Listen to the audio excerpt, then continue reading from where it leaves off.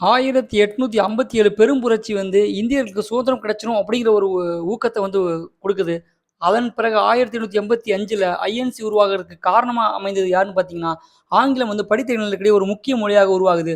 ஆங்கில ஏகாதிபத்தியத்தை எதிர்க்கணும் அப்படிங்கிறது தான் ஒரு நோக்கமா கொண்டு இந்திய தேசிய காங்கிரஸ் உருவாகுதுன்னு சொன்னாலும் கூட, அது மட்டும் இல்ல. ராஜாராம் மோகன் ராய், நேரு, திலகர், காந்தி, பட்டேல், சுவாமி விவேகானந்தர், பங்கிம் சந்திரசேகர், ரவீந்திர தாகூர், சுப்பிரமணிய பாரதியார் இந்த மாரி மிகப்பெரிய ஆளுமைகளோட எழுத்தும் மக்களிடையே தேசிய உணர்வை பொங்கி எழச் செய்யுது. இதெல்லாம் ஒரு பக்கம் இருந்தாலும் கூட, 1878 தாய்மொழி பத்திரிகை சட்டம். அதாவது தணிக்கை செய்த பிறகே தாய்மொழி அ பத்திரிகை வந்து வெளியிட முடியும். இதெல்லாம் வந்து மிக கொடுங்கோல் ஆட்சிக்கு ஒரு உதாரணமா இருக்குது. இதெல்லாம் பார்த்தாலும் கூட, ஏ.ஓ. ஹியூம் அப்படிங்கிறவரோட அட்வைஸ் பிரகாரம் ஆங்கில கிழக்கிந்திய கம்பெனியில பணியாற்றி ஓய்வு பெற்ற ஒரு அதிகாரி. ஐசிஎஸ்ன்னு சொல்லுவாங்க அப்ப. அந்த ஐஏஎஸ் அதிகாரியோட ஆதரவோட இந்த ஐஎன்சி உருவாகுது. இதுதான் நமக்கு வந்து ஃபர்ஸ்ட் ஐஎன்சி தோற்றத்துக்கான காரணம்.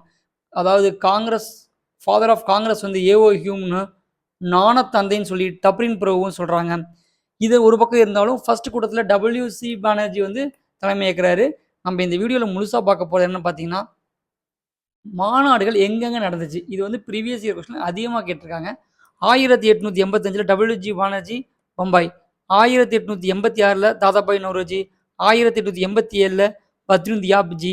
1888ல ஜார்ஜ் யூலே. 1889ல வில்லியம் வேர்டன். 1890ல பெரோஸ் மேத்தா. 1891ல ஆனந்த் சார்லு.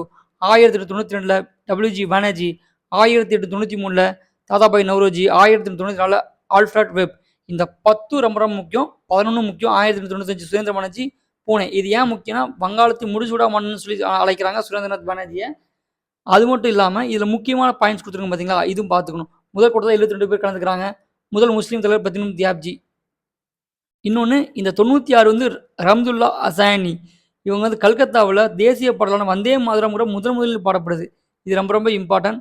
நவீன வங்காள தேசத்தின் பைபிள் அப்படின்னு சொல்றாங்க வந்தே மாதரத்த. 1950 ஜனவரி 24 வந்து தேசிய பாடலாக அறிவிக்கப்படுது. ரவீந்திரநாத் தாகூரால. இதோட இன்னொரு எக்ஸ்ட்ரா பாயிண்ட் பார்த்தீங்கன்னா, இதுல இது பண்ணியிருப்பாங்க. இதுல பார்த்தீங்கன்னா, ஆனந்தமடம் அப்படிங்கிற ஒரு இதுலேருந்து எடுத்து பண்ணியிருந்திருப்பாங்க. 1897 சி. சங்கர் நாயர்.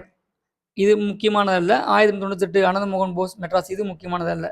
இது சொன்னோம் பார்த்தீங்களா? 1882 பங்கிம் சந்திரசேகர் சமஸ்கிருத மொழியில ஆனந்தமடம் அப்படிங்கிற பாடல்லேருந்து வந்தது. ஓகேங்களா? ஸ்பீடா இருக்குன்னு பார்க்காதீங்க. குயிக் ரிவிஷன் அதனால. அதுக்கப்புறம் முக்கியமான இது பார்த்தீங்க அப்படின்னா, 1891ல கிஷன் நாராயண் தர்.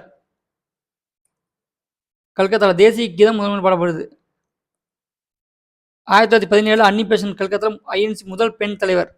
அதாவது இதே அதாவது இந்தியா அப்படின்னு கேட்டீங்க அப்படின்னா, சரோஜினி நாயுடு அவங்கள சொல்லணும். ஃபாரின் அப்படின்னு கேட்டிங்கன்னா அன்னி பெசன்ட் அவர்கள். 1918 மதன் மோகன்லால் டெல்லியில இருக்காங்க. 1916ல பனாரஸ் இந்து பல்கலைக்கழகத்தை அவங்க ஏற்படுத்தியிருக்காங்க. அது ப்ரீவியஸ் இயர் கொஸ்டின் கேட்டிருக்காங்க. 1920ல சி.ஆர். தாஸ் கயா அப்படிங்கிற இடத்துல வந்து தேர்தலில் போட்டியிட கூறினார். 1923ல. ஏன்னா, அது மத்தவங்க ஏத்துக்க மாட்டாங்க. இவங்க வந்து சுயராஜ்ய பார்ட்டின்னு ஒண்ணு ஆரம்பிச்சுட்டு போயிருப்பாங்க. அது ஓகே. அது ஒரு வேற கான்செப்ட். 1924ல காந்தி அவர்கள் வந்து பெல்காம்ல இருக்காங்க. இது முக்கியம். 1924 பெல்காம். ஒரே ஒரு டைம் தான் இருப்பாங்க அவங்க வந்து. சரோஜினி நாயுடு வந்து 1925. இதுவும் ப்ரீவியஸ் இயர் கொஸ்டின் ரொம்ப இம்பார்ட்டன்ட். ஐஎன்சி முதல் இந்திய பெண் தலைவர். இவங்க வந்து முதல் பெண் தலைவர் கல்கத்தால வந்தது. மீதி எதுவும் அவ்வளோக்கா இம்பார்ட்டன்ட் இல்ல. மாநாடு நடைபெறாத இது வந்து நம்ம பார்க்கணும். மாநாடு நடைபெறாத ஆண்டுகள். மொத்தம் 7 டைம் நடைபெறல. அந்த 7 டைம் பார்த்தீங்க அப்படின்னா, 1930, 35, 41, 42, 43, 44, 45, 45 வரைக்கும். ஏன்னா இதுவும் ப்ரீவியஸ் இயர் கொஸ்டின்ல கேட்டிருக்காங்க. அதான் நோட் பண்ணியிருக்கேன். 1931 முக்கியமான ஒரு கராச்சியிலேருந்து அடிப்படை உரிமைகள் தீர்மானம் கொண்டு இருப்பாங்க. காந்தியின் ஒப்பந்தத்தின்படி வல்லபாய் பட்டேல் தலைமையில். இதுவும் வந்து ப்ரீவியஸ் இயர் கொஸ்டின். அடிக்கடி கேட்ட கொஸ்டின். 1930 33 மதன் மோகன் மாளவியா இருப்பாங்க. டெல்லி, கல்கத்தா. காங்கிரஸ் தடை செய்யப்பட்டது. இதுவும் கேட்டிருக்காங்க. 1932 மே 29 சுதேசி நாள் அப்படின்னு அறிவிக்கிறாங்க. 1934 35 ராஜேந்திர பிரசாத் பம்பாயில இருக்காங்க. 36 37 வரைக்கும் நேரு இருக்காங்க. லக்னோ, பேஸ்பூர்ல முதல் 5 மணி கிராமத்தில் நடைபெற்றது. இந்த இதுதான் முக்கியமான பாயிண்ட். 30 39 சுபாஷ் சந்திர போஸ் வந்து ஹரிபுரா, திரிபுரா. இதுவும் ரொம்ப ரொம்ப இம்பார்ட்டன்ட். நேருவின் கீழ் தேசிய திட்டமிடல் குழு அப்பதான் அமைக்கப்படுறாங்க. 40 46 அப்துல் கலாம் ஆசாத் ராம் கராச்சி. 47 ஜே.பி. கிருபாலினி மீரட் சுதந்திர போராட்டத்துக்கு முன்னாடி.